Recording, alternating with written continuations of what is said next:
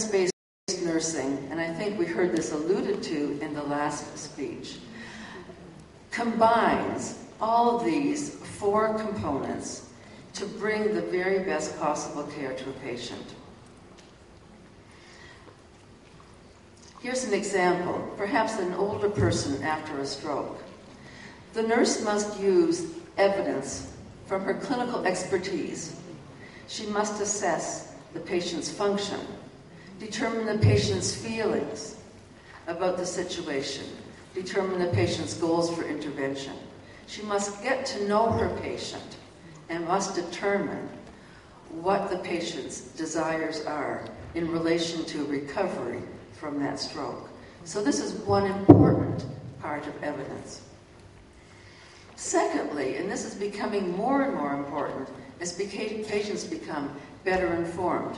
I'm sure we all, if we have a little nagging anything going on, a little headache here, a little sore finger, go immediately, I'll Google that and find out what's happening. Patients are doing this. They're better informed. They have attitudes and ideas about what they want. So it's important, a second piece of evidence, to look at patients' preferences. Equally important as they become more knowledgeable. Thirdly, we do need to look at the research evidence and best practices. And in order to do this, and you'll be hearing about this throughout the day, nurses need to be able to access the best evidence, interpret the best evidence, and apply it. So certainly research evidence and best practices are an essential component of evidence-based nursing. And finally, and this is the 4th component that I don't often see included, but it's a very important component in terms of this practice, and that is to consider the resources available. You may find evidence to suggest that a particular activity is important, but you do not have that facility in your particular hospital. So you must also look at resources, not only equipment, time, and the energy to implement those. Some of the challenges over time. It isn't new. We've been doing it for years. We've always used evidence. Well, some people were saying this early on, but it was discussed. But the emphasis on, primarily, in the early days, was on why it couldn't be done. Hospitals didn't have libraries, they didn't have time, nurses didn't have the skills, etc. Only recently have we started to look at, actually, nurses are doing it. Is it making a difference? So the newest research is looking at, does evidence-based practice make a difference? It detracts from individualized care. Well, as I've just demonstrated, and as the figure I displayed demonstrates, it does not detract from individualized care. Indeed, it influences and aids individualized care. Because you must find out from your patient, you must do your assessment, you must identify what the patient knows, doesn't know, needs to know, and wants to do. So it, in fact, reinforces individualized care. Nurses don't have the knowledge and skills to do it. Well, it's certainly true that nurses need knowledge and skills to practice evidence-based nursing. Continuing education is essential, and access to resources is necessary. But the whole notion of knowing your patient, being with your patient, again, reinforcing what we heard from Dr. Watson, all of this is part of evidence-based care, and nurses do have the knowledge and skills for that. So applying to that, expanding their horizons to have a better knowledge, the research process, what is good evidence, can only help to facilitate their care. This is one of the journals that I've just mentioned, Evidence-Based Nursing. Are any of you in the audience familiar with this journal? Any hands going up at all? I see a hand, that's great. I would suggest to those of you who are in managerial positions that you subscribe to this. What it does, as it says here, is provide critiques, summaries, and applicability of current research It's an excellent resource, quick, easy to read, and you can find out what's happening. There are two other very good sources of information. Again, easy to access, reasonable for every nurse in this room to use. And those are the Cochrane Collaboration, which is available if you have Ovid, if you have access to journals through your library. And the second is the Joanna Briggs Institute. And both of these are mentioned, and websites are given in that document from the ICN. So I highly recommend that you get to know some very good resources for this. 3 minutes to go. Should all nurses be expected to practice evidence-based nursing? Well, you're all here today so that by the time you leave today, you'll understand the purpose and the process of evidence-based nursing. By the time you leave today, you'll know how to ask relevant questions. One of the speakers coming up very shortly is going to tell you how to ask relevant questions. If you don't know how to answer the question, go to one of your resource people. I suspect and presume that in most of your institutions there are advanced practice nurses, clinical educators, or some resource person. And finally, many hospitals, many nurses are moving towards the use of evidence-based guidelines or best practices, and these are a very good source as well. Now, in the last 3 minutes, I just want to call your attention to this figure, which I think puts it all together in a very nice perspective. Again, I'll refer back to Dr. Watson's speech, where at the core of practice is our clinical expertise. Not clinical expertise in the way that I learned about it when I was a student nurse many years ago, where clinical expertise was changing a dressing quickly, popping in a catheter very fast, and starting an IV on the first. These are important things, but clinical expertise is being with the patient, knowing the patient, and providing the utmost care for the patient. So as you see, instead of having evidence-based practice, we have clinical expertise at the center of the figure. And again, we have 4 components around this. The clinical setting and the circumstances. What's going on with this patient? Who are they? What do they care about? What's happening? How can I care for this patient? Secondly, again, patient preferences and actions. Absolutely essential to get to know your patient and know what's possible in his or her circumstance. Thirdly, healthcare resources. We can't go to the evidence, the research evidence, and find what we should be doing if it's not possible in our circumstance. So knowing our healthcare resources, how we can stretch them and modify them, absolutely essential. And fourthly, research evidence. Absolutely vital, exploding, absolutely exploding. An answer to practically any question available. And we need to know how to access that, use it, and apply it. So I would just close by saying, we look at evidence from the patient situation. I keep pointing at my computer. I wish I had a little thing to point up there. But you know that we're looking at the clinical state and circumstances of the patient.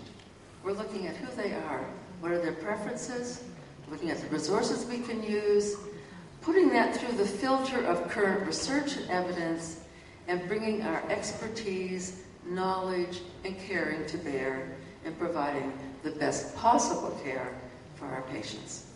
So that's where evidence-based nursing came from, and this is where we are now.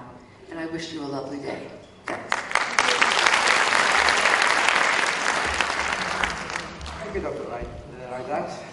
She's absolutely right, because when she mentioned that most patients, they avoid having to medical centers to seek information or even management. What they do, they just Google it. So this is what we face as doctors as well. So we get the patient in our clinic say, they suffer from certain problems.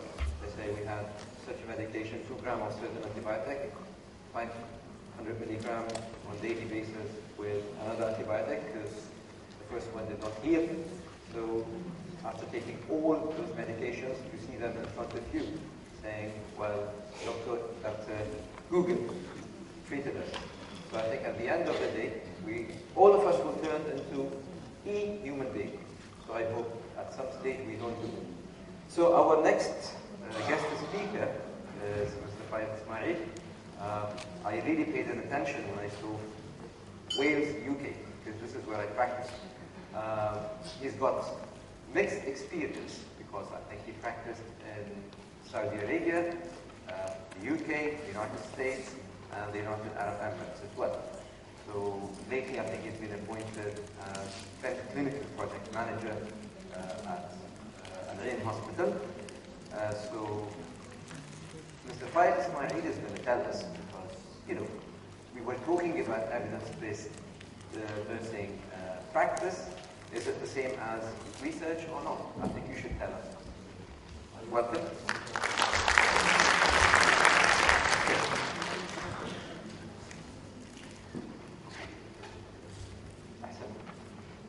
I'll just give you this.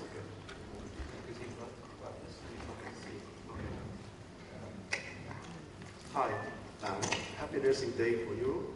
Before I start, I should thank those people who helped me to come here. I would specify Julie and Ms. Iman, because of the support they gave to me. That's why I'm here.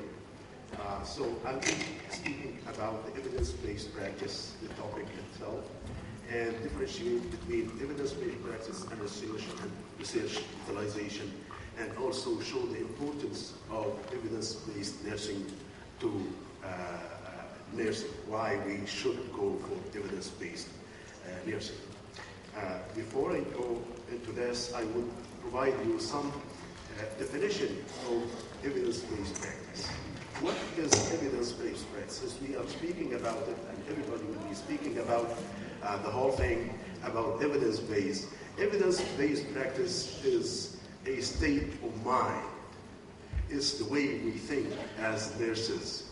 It is a continuous process, by the way. There is no end. There is a beginning, but there is no end. If we have a specific practice, we have the state of mind that we think about it. Is it updated? Can we change it? Is it updated practice? Is there something that we have to do about it? So this is evidence-based. So it also ranges about the big question, why I'm doing this practice? Why I'm doing this practice this way? Is there a way to make or change the practice to provide a better one, to satisfy patients? Before I go far away in this topic, which is very interesting for me and hopefully for you, I want to take you 40 years ago, where I went to the nursing school. And there I met the person who was the cause for me to be here. Her name is B.J. Marshall. She came from Kentucky in the U.S. as a missionary to work in the Holy Land as a nursing teacher. And she was teaching us nursing. I was in the first school when she came. And she introduced to us a very nice book that I still remember the title of it up till now. That textbook that she taught us is called The Art, Science, and Spirit of Nursing. Please look at the sequence of the title here. Art, Science, and Spirit of Nursing. So, of course, when we go to nursing, we hopefully have some art, but we cannot be nurses without having the science. We have to have the science, education, and then practice. And I was waiting all the first year for Miss Marshall to teach me about the spirit of nursing, and she didn't. And I was wondering when we will have the spirit of nursing. Until it was a few years when I realized that spirit comes from within us. It comes from us. Not only the spirit, but the spirituality that Ms. Watson spoke about. Spirit and spirituality are important factors in nursing. Anyway, the first year finished.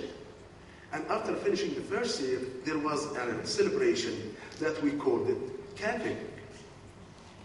Now, for those of you, and I know most of you are young here, you're not the same age as me, but capping means it's the end of the first year, and it means at that time that we can give medication and injection.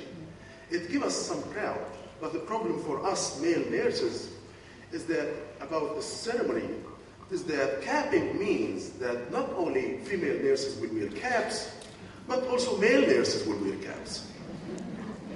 And it was a disappointment event for us, although we are happy to finish the first year, but we have to wear caps on that day for the celebration. Now the cap is white one, a long one. It looks like the chiefs in the restaurants' caps. And, you know, it's okay, we have to do it. So we started wearing caps.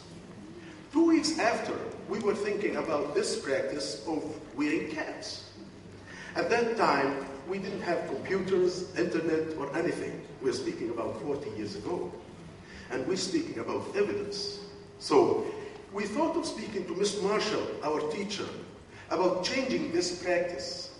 But we looked for an evidence, but we didn't find, because at that time, no computers, nothing, not even magazines. We had nothing. So we decided to go to speak to Miss Marshall and ask her this big question. Why? Why we have to do this? Why we have to wear caps? We know maybe for female nurses there is a necessity or there is a need, okay? But what about male nurses? Why do we have to wear caps? She was so nice and kind, and she said, give me 2 weeks, I will discuss this with the nursing director. There is a process here. When we speak about evidence, there is a process. She went to speak to the medical director, and she said, okay, from now on, you don't need to wear caps. Bless her heart. She died 10 years ago in Kentucky. God bless her soul. She was so great. She was like a mom for us, but she was not only a teacher. She was really a guidance for all of us. So evidence-based practice is really asking the big question about why. Why we are doing this practice. Why we are doing this practice in this way. And that's the whole thing about evidence-based. When we ask why, we need to look at reasons. And looking at reasons, we have to go to research because we have to provide evidence. So what is the research here and what is the role of the research here? It is the scientific process that either it generates a new knowledge or at least it validates the existing knowledge that we have. That's the purpose of research that we're doing. So when we go to research, either we know that our practice is fine, or at least we have a new knowledge that comes from research. So when we speak about research, we come to research utilization. What's the point of having research if we don't use it?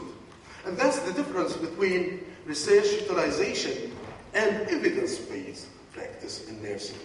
In evidence-based practice, you need to go and find research and find findings about the practice that you're looking to. But the only difference between research utilization and evidence-based is because it gives you idea how to improve the quality of the patient care, but at the same time, it only uses research findings as a basis of practice to improve patient care. So that's the limit of research utilization. It is the gap between what we know and what we do in our practice. That's research utilization and evidence-based.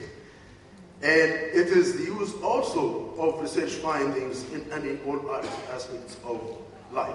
That's the slight difference between evidence and research utilization. The evidence and evidence-based nursing, that's what brings the whole confusion about evidence-based practice in nursing, because we are faced with many situations where we don't know exactly if this evidence is the right evidence. Do we have the right evidence? Is this the best evidence? I remember one of the challenges that I have when I came to Al-Ain Hospital is that in the operating room, some doctors refuse to wear masks. And they're saying, we came from the UK, and in some hospitals in the UK, there is no need for surgeons to wear masks. Now, the problem about us nurses is that sometimes we fight alone. And that's wrong. because we shouldn't fight alone. When you face a situation where you need help, you should use that help in order to provide the evidence needed in your proof.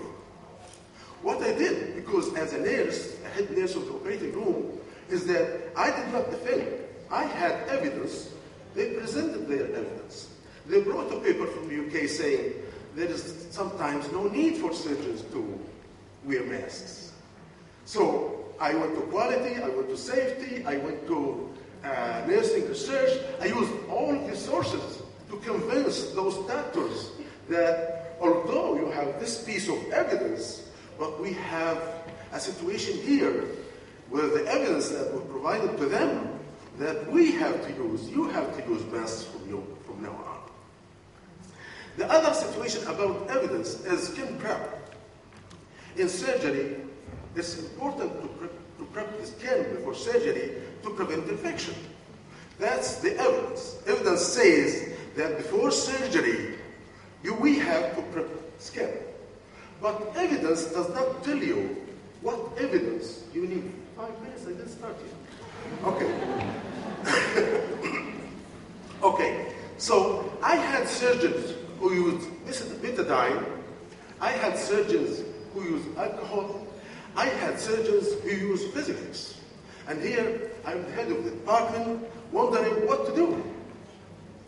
But checking with infection control, everything was fine. They're happy with it, the results are okay, and this is fine. That's why when we speak about evidence and evidence-based, we always try to look about the best evidence. Why we're doing this? Because it makes research happen, it updates our knowledge also and our practice. So this brings us to the big question that we have here. What is legitimate evidence that we have? What's the evidence that I can say it is the right evidence here? We have two kinds of things that we go through: research evidence and non-research evidence. Now, for the research evidence, this is clear, easy, we can go for it. We have sites, we have magazines, we can use them. But when we come to non-research evidence, the problem that we have is we depend here on clinical judgment, personal experience, and colleagues' experience. And that's what presents nursing with most difficulty and challenge, by the way. The non-research evidence. Because in this way, which experience are we using? Which experience, which personal experience I will take as a proof or evidence to change my practice? Any experience, or my colleagues' experience, you know, here we have many nurses. We have nurses from UK, US, India, Philippines, Arabs, locals, everywhere. And everybody is having a different experience. So the challenge here is what kind of evidence I will be using. So this is the process of practice change. This is how we do here when we think about changing the practice. First of all, we define the problem. We start with a big question: what and why? And then we look at the need and plan implementation, and after that, define outcomes. And so, why is evidence-based practice important to nursing? It's very important now. Now, let me take you again back, maybe 20, 30 years ago. Most of the nurses now, because they are so busy, tired, they don't have time to read magazines. They don't have time to go on the internet and to check about the evidence. They're so busy. I remember myself when I was working 12 hours in the operating room. I'd be so excited, no, not excited, tired because of working 12 hours. Do you think I had time to go and look in the internet or textbooks or magazines to find the evidence? It was very hard. Now, knowing that most nurses in decision making, usually they are around 40 years old. Now, don't take me wrong, I know most of you are under 40, but those who are at decision making, they are already graduated 20 years ago. And knowing that nurses do not have time to read and update this knowledge, this means that nurses in decision making, their knowledge is 20 years old and is outdated. That's why basically we need evidence-based practice. That's why we need to look and research and find the best evidence and the best practice that we have done.